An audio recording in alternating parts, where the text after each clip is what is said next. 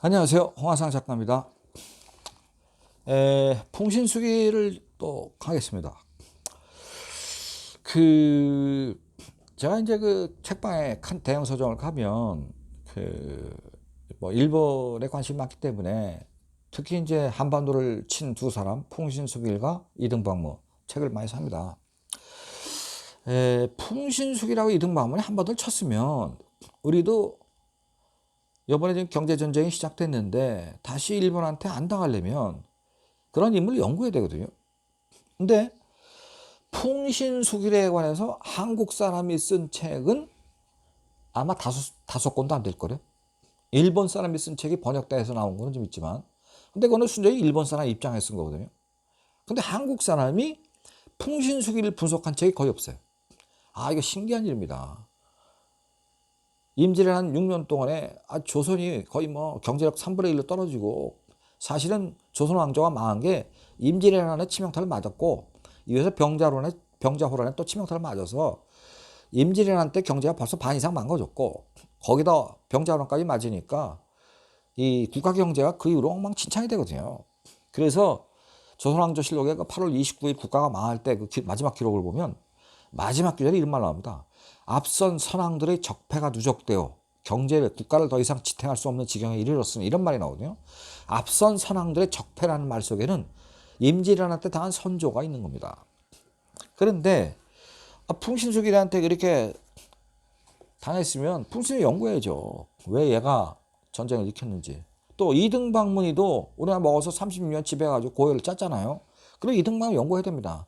이등박문에 대해서 연구한 책 5권 안 넘습니다. 이런 게 지금 이 한국도 반성해야 될 대목입니다.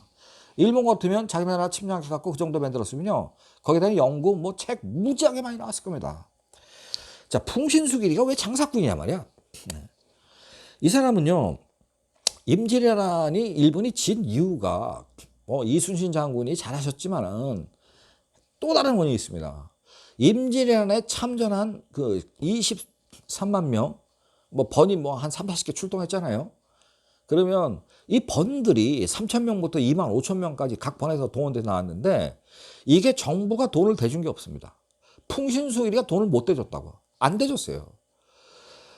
아니, 국가가 전쟁을 일으키면 국가 정부에서 총칼 대포 화약 불량비라도 대주면서 전쟁해라고 그래야 되는 거 아닙니까? 그런데 풍신수길이가 안 대줬다고. 제가 대주려고 노력을 했어요. 근데 그게 뭐냐면 태합은이라고 해서 화폐를 이만한 걸 발행했습니다. 은으로. 이걸 대량으로 찍어냈는데, 이걸 갑자기 찍어내가지고 지방 성주한테 이 돈 가지고 가서 전쟁하라고 그래서 그걸 받았는데, 이게 불과 3개월도 안 돼가지고 인플레가 나는 바람에 그게 가치가 없어져 버려요. 그 태합은이 그냥 몇 달도 안 돼갖고 그냥 발행 중지해버렸거든요. 그 다음 또 한 건 뭐냐? 니들이 각자 총칼 대포 갖고 병사 동원해서 가라. 그래서 전쟁을 한 겁니다.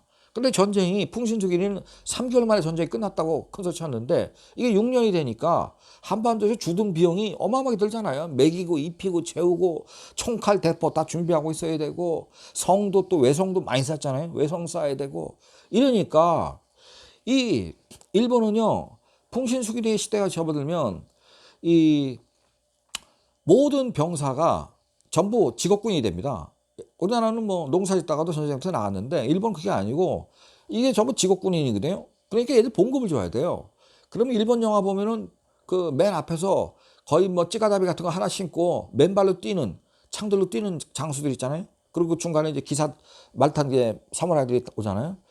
이 맨발로 뛰는 애들 보고 아시가로라 합니다. 족경이라고 그러는데, 얘네들은 최하급 사무라이입니다. 근데 얘네들 봉급이 1년에 50석에서 150석입니다. 50석이면 150가마니, 150석이면 450가마입니다. 이 사람들은 전쟁 기술자입니다. 전쟁 기술자. 그러니까 얘들도 다 봉급 주면서 전쟁을 해야 되는 거거든요. 이게 직업군이니까 봉급 당해줘야 되잖아요. 만약에 봉급 안 준다, 그러면 일본은요, 밑에 아무리 핫발이라도 경무 없이 그냥 사람 부려먹고 그러면요, 바로 칼 들고 나와요. 우리나라하고 틀립니다, 걔들은. 그래서 지방 번주들이 걔들한테 어떤 형태로든지 봉급 줘야 됩니다. 고향에 있는 자식들한테, 처자식한테 주든지 간에. 그러니까 풍신수길이가 전쟁을 자부담으로 시켜버리니까 이 고향번이 젊은 남자 기술자는 다 지금 한반도에 와서 전쟁하고 있고, 남은 사람은 이 애하고 자식들하고 할아버지 할머니밖에 안 남아 있으니까 그 논농사고 밭농사고 할 일은 많은데 남자들이 없으니까 되는 일이 없습니다. 그래서 나중에 가고시마번 같은 데는 그 사스마는 전쟁 끝나고 번이 파산해 버립니다. 경제력이 전쟁터에 나가서 남자들 많이 죽었잖아요. 어마어마하게 죽고. 그리고 그 6년 동안에 논밭이 다 묵어가지고 황폐가 돼버리거든요. 그래서 번이 재정이 아주 엉망이 돼버려가지고 나중에 가서 그 시마즈 나리 아키라가 고향 땅에 돌아갔는데 고향 땅 경제가 엉망진창 돼버린 거예요. 그러니까 돌아가서 밀린 봉급도 줘야 되고 뭐 논밭부터 뭐 수로 망가진 거 다 고쳐야 되고 성은 또 6년 동안에 뭐 형편없이 돼버리고 해야 될 일이 너무 많으니까 돈이 없는데 어떡하냐 성주가. 그 성주가 이 돈이 없는데 봉급도 못 주고 지금 아시가르한테 봉급 줘야 되는데 어떻게 할 거야? 그럼 내가 몸으로 때울게. 할복자살. 그러니까 밑에 있는 사무라이들이 뭐? 이제 와서 몸으로 때우겠다고? 이런 도둑놈 새끼가 있나? 이렇게 신고 나오는 겁니다. 그러고 타협을 했죠. 그래서 시만 나리 아키라 밑에 있는 그 부하 사무라이들, 상급 사무라이들이 우리가 지금 꼽을 쳐놓은 돈이 있는데 그럼 그걸 빌려줄게. 우리가 한 80억 원에서 가진 돈 빌려줄게. 단 이거 갚아야 돼. 공짜가 아니야. 네가 아무리 성주라도 갚아야 돼. 근데 네 형편이 어려우니까 봐준다. 어떻게 봐주냐? 100년 분할. 그러니까 100년 분할하고 이자도 줘야 돼. 그래서 최저금리를 해가지고 100년 분할해서 100년 또 갚았습니다. 실제로. 그러니까 그런 나라입니다. 일본이. 그래서 이 전쟁터에 나와가지고 결국은 임진 하나에 질 수밖에 없는데 풍신수기가 왜 장사꾼이냐면 풍신수기가 가토 기요마사한테 한반도에 가서 호랑이를 많이 잡아오라 그랬죠. 그래서 뭐 호랑이를 뭐 몇백 마리 잡았는지 몇천 마리 잡았는지 그 통계가 없어요. 근데 풍신수기가 일단 5마리 잡아오라 해서 가토 기요마사가 잡아갔습니다. 그래서 오사카 성 밑에다가 창경을 만들었어요. 동물원을 만들었다고. 그래가지고 그 동물원 이름이 방호원입니다. 호랑이를 놓아서 전시한다. 그리고 입장료를 받았어요. 그 성 밑에서. 그러면 호랑이는 일본에 없지 않습니까? 그러니까 호랑이 구경하러 사람들이 구름같이 모였다고. 다 입장료 받았습니다. 그 입장료 수입을 누가 가졌냐? 풍신수일이 가졌습니다. 아, 그게 대통령이 할 일입니까? 동물원 만들었다고 자기 입장료 챙기는 거? 풍신수일이 그런 장사꾼입니다. 두 번째는 그 우리나라에 전쟁을 하면서 와 보니까 시골에 가니까 디딜방아가 있거든. 근데 이 디딜방아가 그냥 자연방으로 그냥 샘물 그냥 시냇물 돌게 만들어서 그냥 24시 저 혼자 돌아가니까 일본에는 디딜방아가 그런 게 없었대요. 그래서 그 샘플 갖다가 오카야마 성주인 우키다 시대이에가 하나 갖고 왔더니 그 우키다 시대이에는 그 풍신수길에 양자 비슷한 사람입니다. 갖다 줬더니 이거 풀 오토메이션 24시간 자동방이네. 야, 이거 전국에 보급해야 돼. 그래서 그 전국에 보급하라고 그 오카야마 성에서 그 샘플이 지금도 남아 있어요. 오카야마 성 근처에 가면. 이걸 갖다 전국에 보급하는데 풍신이 뭐라고 했냐면 여기서 남는 이문은 다 내 거야. 딴 놈은 손 못 대. 자기가 그냥 특허권을 가져버린 겁니다. 아이고, 이게 대통령이 성주가 말이에요. 쇼골이 디딜바가 전국에 보급해갖고 이문 받아먹는 거를 한다는 거 되게 치사한 사람 아닙니까? 그런 장사꾼입니다. 그리고 이제 오사카성 밑에 이제 3대 시장을 만들잖아요. 쌀시장, 생선시장, 채수장. 이걸 만들어서 상인들한테 전부 전매권 줘가지고 세금을 아주 가혹하게 체겠습니다. 일본 역사에 보면 덕천강의 시대하고 풍신수길의 시대를 보면 세금을 가장 가혹하게 때린 게 풍신수길입니다. 무려 논밭에 난 소출의 65%까지 때려버렸으니까. 그 성주가 할 일이 아니죠. 쇼군이 할 일이 아닙니다. 그리고 오사카 밑에 그 여러분들 많이 가시는 도톤보리라는 데가 있죠. 그 도톤보리 바로 앞에 다리가 있지 않습니까? 네온사인에 달리는 마라토너가 뛰는 네온사인인데 그 다리 이름이 신사이바시 아니에요? 그 다리가 그 신사이의 그 이름은 그 사람 이름입니다.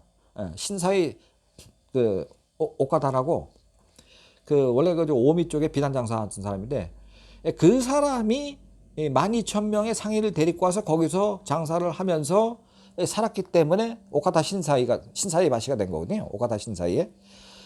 그 다 대단한 상인이죠.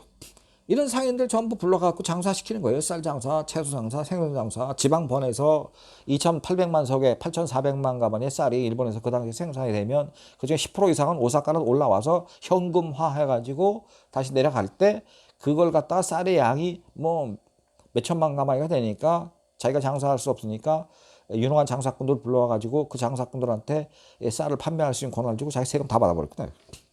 이렇게 해가지고 풍신수길이는 동물원 입장료, 디딜방어 전매 특허권, 상인들 불러가지고 상인들한테 장사시켜 세금 뜯고 국민들한테는 가혹하게 65%씩 세금 때려갖고 돈 벌어가지고 자기가 천하를 지배한 거죠. 천하를 지배하는 건 돈이니까 경제력이 있어야 총칼 대포 사가지고 덕천강하고 붙어서 이길 수 있으니까 그럼 가혹한 짓을 한 겁니다. 그래서 이제 이 장사꾼 풍신수길이 이렇게 부를 많이 축적하는 것도 사실은 한반도 지택 작업으로 쓰려고 한 건데 생각보다 전비가 너무 많이 들었기 때문에 이 사람이 이제 제대로 전비를 못했지만은 이 마인드, 풍신수길의 마인드는 바늘장사 출신이 괜히 바늘장사 출신이 아니다. 그때부터 이 금전감각, 경제감각이 뛰어난 사람이다. 이거는 오다 노부나가나 덕천강보다 훨씬 뛰어난 사람입니다. 이제 나중에 덕천강의 그 경제감각, 금전감각, 또 오다 노부나의 금전감각을 말씀드릴 텐데 오다는 그 대목에서는 지금 금전감각이 흐린 사람이고 덕천강이도 아주 짠돌이었죠 사실은. 자, 여기까지 그 장사꾼 풍신수길에 대해서 말씀드렸습니다. 감사합니다.